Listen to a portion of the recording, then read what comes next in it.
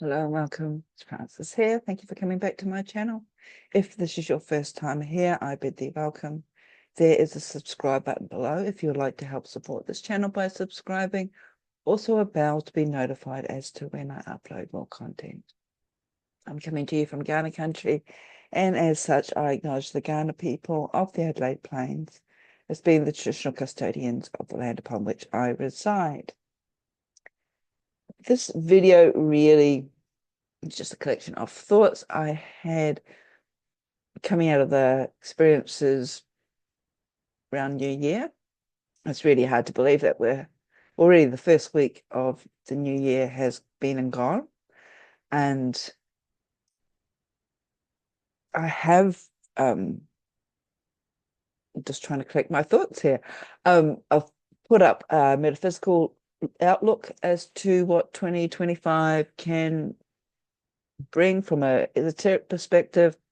It equates down to the number 9, 2025. And 9 in esoteric numerology is a number of completion.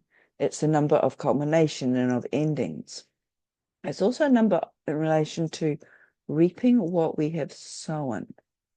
And in doing that, this also allows us to step through that portal of dreaming the new into our reality all that better.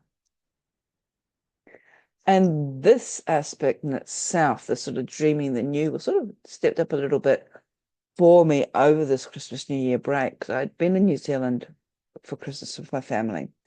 And basically, by the time I got home, within 12 hours, or not, it was under 12 hours actually, I had changed suitcases and was on another plane to Uluru, the central heart, the red center of this great southern land upon which I live. And it's also the homelands of the Anangu people. Now, the Australian outback is, I guess, synonymous to the whole Aboriginal concept of dreaming, the dream time. And it is the dream time, these stories that form part of the more than just creation myths as to how the land was formed. They contain much more than that. They contain sacred lore, L-O-E-R-E. They contain boundaries and sort of morals and ethics and guides as to how one lives their life within the Aboriginal societies. And probably a lot more than I really want to go into detail here. And being a non-Aboriginal person myself, I really don't want to come across as any sort of expert in this area, because believe you, I'm not anything like that at all. But there's this whole concept of dreaming, of the dream time. And the outback of Australia is also referred to as the never never, which ties into this sort of liminal essence, this timeless element that stretches beyond sort of colonialistic modern day society.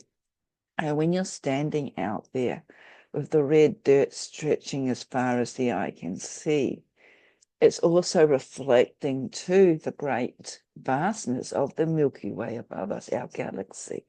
And that in itself is stretching out in all directions. So you're in this sort of sacred portal, this liminal space between this great endless sky above you and the red desert sands stretching out in all directions. And desert sands, it's not just the sand there. There are actually a lot of trees and bushes, scrub plants out on the central desert. But you get this true sense of standing in this real primordial landscape. And I think Central Desert in particular, or maybe it's just Uluru itself, is estimated to be some 520 or 530 to some 550 million years old. And there are actually similarities between what I was experiencing or noticing out in the Central Desert to another desert that I've been to in more recent times, and that, of course, was Egypt. And all this sort of commonality can be reflected in the concept of the great above with the great below.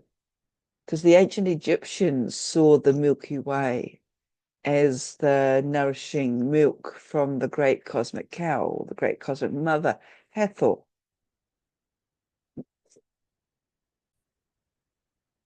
And the Milky Way was reflected in the vastness of the Nile River, which is the lifeblood of ancient Egypt.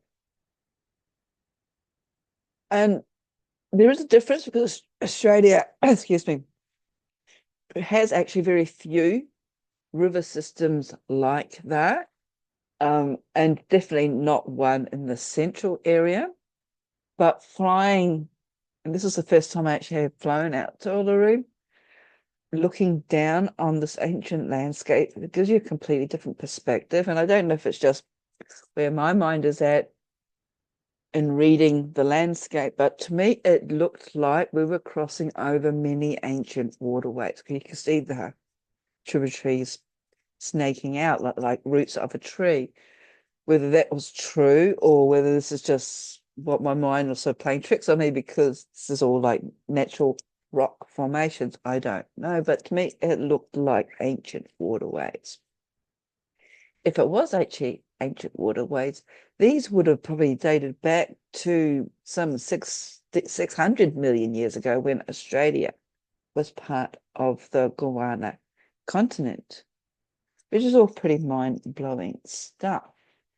So here I was out in the great central desert, complete awe and wonder.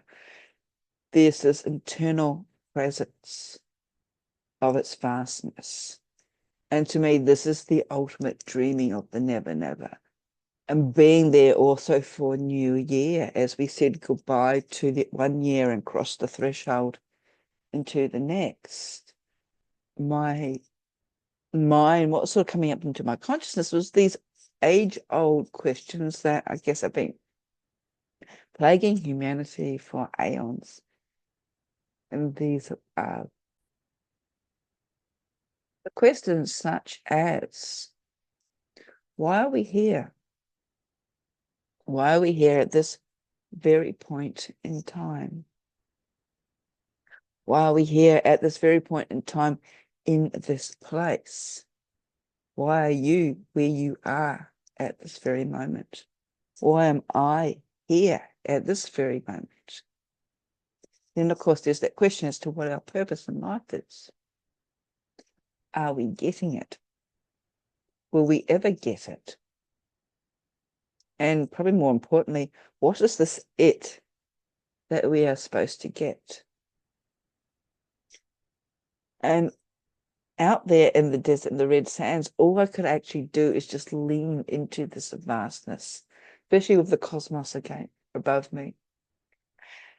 And this vastness seemed to press an urgency that we all need to make the most of really the minute time that we have on earth, at least in this incarnation, because we are very good at forgetting or distracting ourselves with irrelevance, with the gizmos, with the gadgets that only really complicate our lives even further. And I guess that part of understanding or trying to understand what makes us tick or react to certain triggers is the explanation of this connection that we have between the body and the mind. Yet in our hedonistic society, we are being told to ignore our body, to ignore its sensations, to suppress our emotions, to even detach ourselves from our feelings, and to live only in our head. For after all, that is where logic is. And this, these days, it seems to be enhanced with all the advancements in AI technologies, creating all these alternative realities for us, these fantasies. And all I can see is that this is only further enhancing this disconnect, not only from the body this time, but also from the here and now. Our connection with the earth, this earth plane, even removing some responsibility, whether we want to admit it or not. Yet try as we may to detach ourselves, we are still very much part of this earthly existence. And all we could possibly end up doing is actually deluding ourselves more and more as we spiral deeper and deeper into this concept of separating the body and mind till we reach the point where we simply are not able to cope with reality after all. Which then brings up the question, what is reality? Is what we see around us reality, or has it been pre-programmed? Sort of like Matrix type, if you are of a generation where you remember the movies, where we have been sort of shaped and manipulated into seeing things in a certain way, believing that we can only do things in a certain way.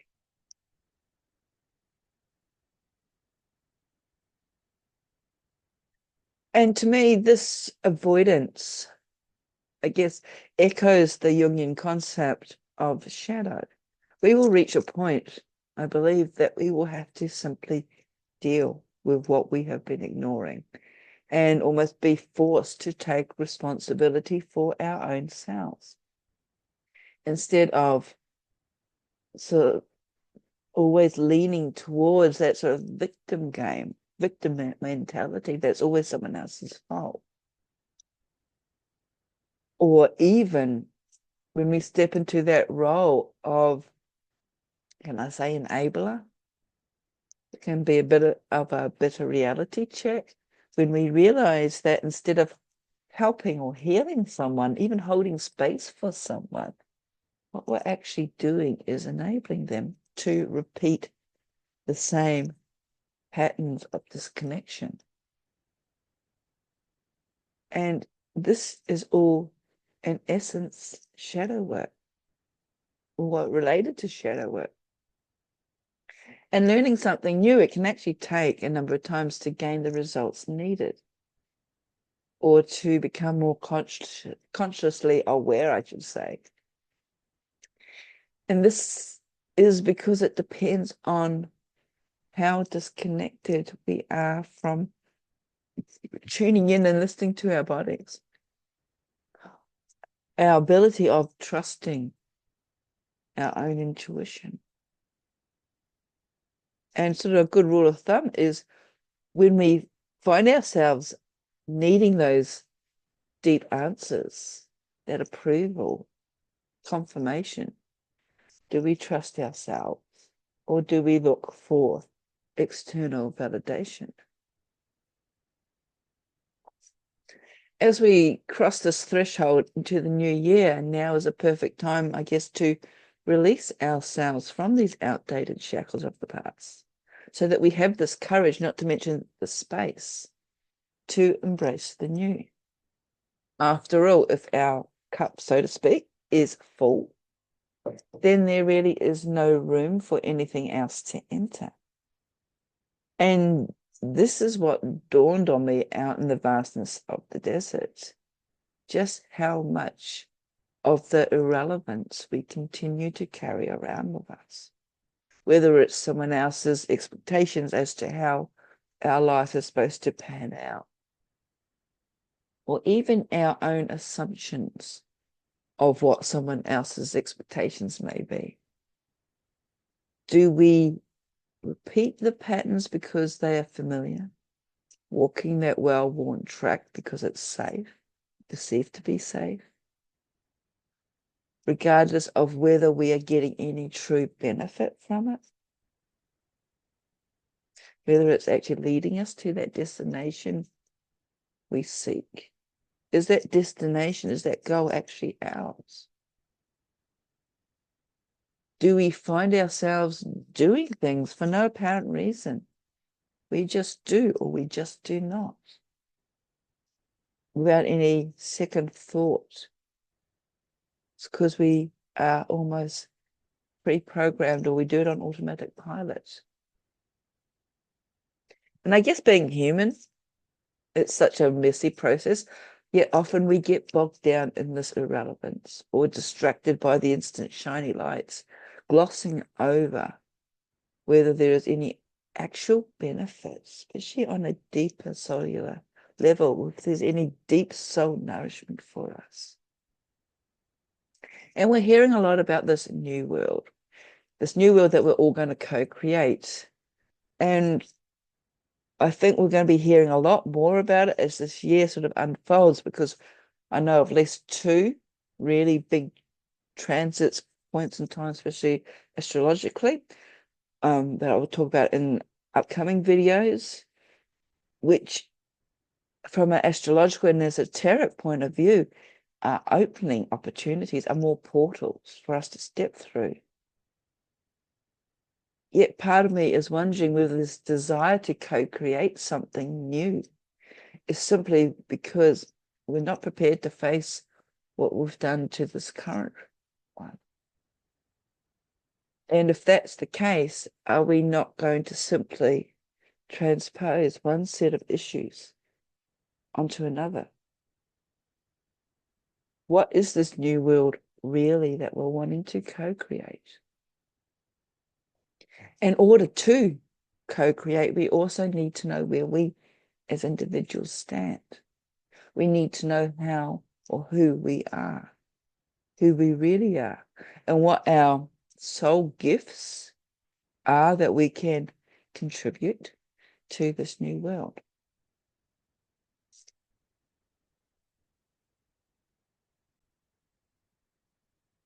And in order to do that, we might have to venture into the never, into the dreaming, into the darkness of our own shadow to see what has actually been put there. And that seems to be a very nice segue into my embracing the shadow and rebirthing the new course, which will be starting on the 6th of February. And all you need to do is go to Mystical Soul Academy, go to Embrace the Shadows, and you'll find all the details about this course. And I'm not going to go through it frame by frame. I'm just going to say that it starts on the 7th of February, which is a Thursday, which could actually be a Wednesday, depending on where you are in the world.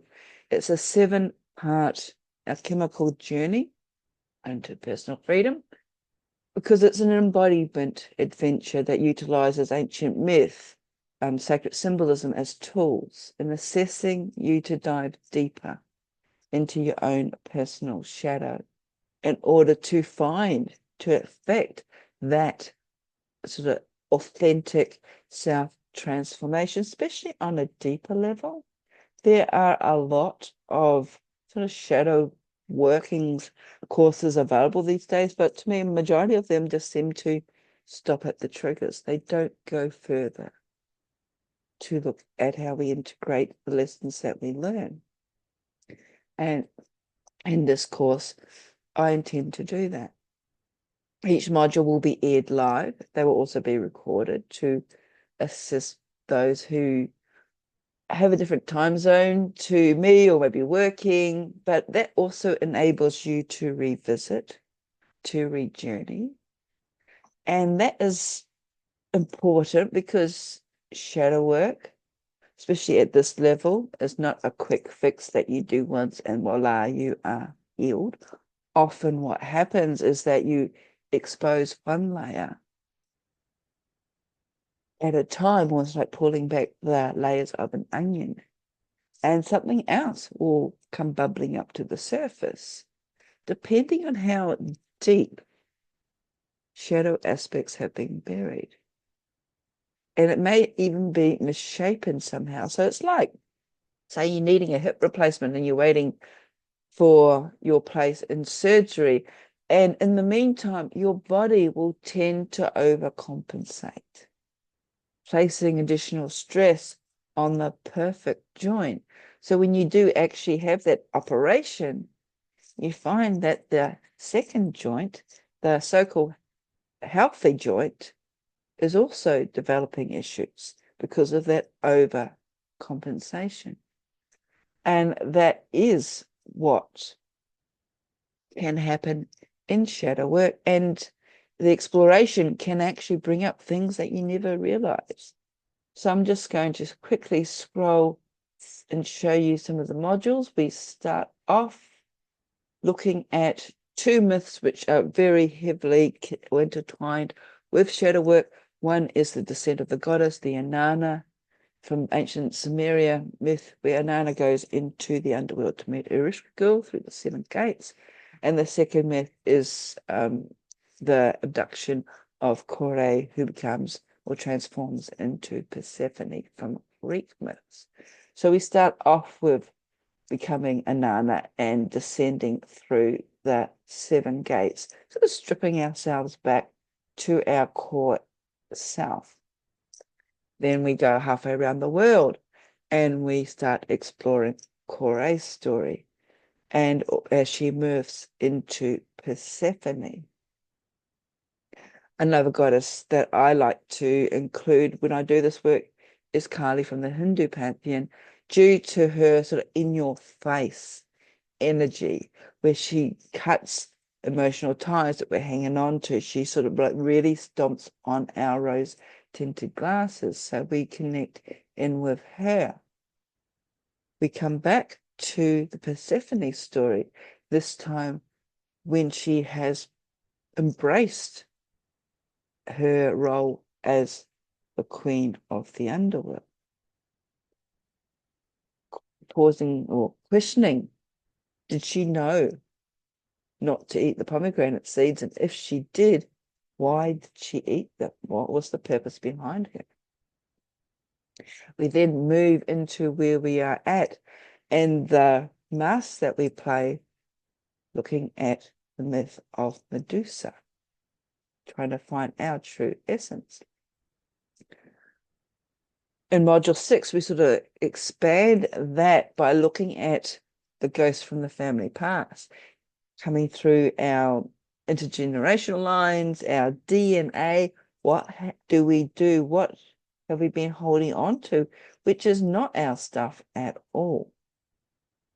And in doing that, we do a releasing a sacred ceremony where we heal not only our own selves, but our ancestral lines. Before, in the last module, we become a Nana again and ascend. And in doing so, we integrate our new self. So if you are interested in embracing the shadows and rebirthing the new, I said it starts on the 7th of February. Go to mysticalsoulacademy.com and you'll find the link under the 3 bars there called Embrace the Shadows, and you can read more about it there. And that's basically all the self-promotion I'm going to do. Yes. So I think I'm going to go now. I'm actually got a bit of a scratchy throat. You may have noticed. I've had to pause the video a few times. This is what happens when I travel on a certain domestic airline. It usually has the temperature way down too low in the air vents above my head. I should actually put my scarf over my head so I stop getting a cold. So, yes, these sort of ramblings for the new year. I'm going to leave you with some questions, and you can put your responses, if you like, in the comments below, or just something to ponder. And the first question is, what are you wanting to dream into this new year? Do you actually have room for it? And if not, what are you going to let go? as I said, we're in this pivotal time where it is about release, surrender, letting go, prioritizing ourselves. And in order for us to bring in more, we have to make sure that our cup is not too full. So I do hope you are well. If you haven't subscribed to my channel, please consider subscribing. That way you support it. I don't do Patreon or anything like that. And yeah, comments below. I always go back and look at them, and sometimes I may even respond myself. So, blessings.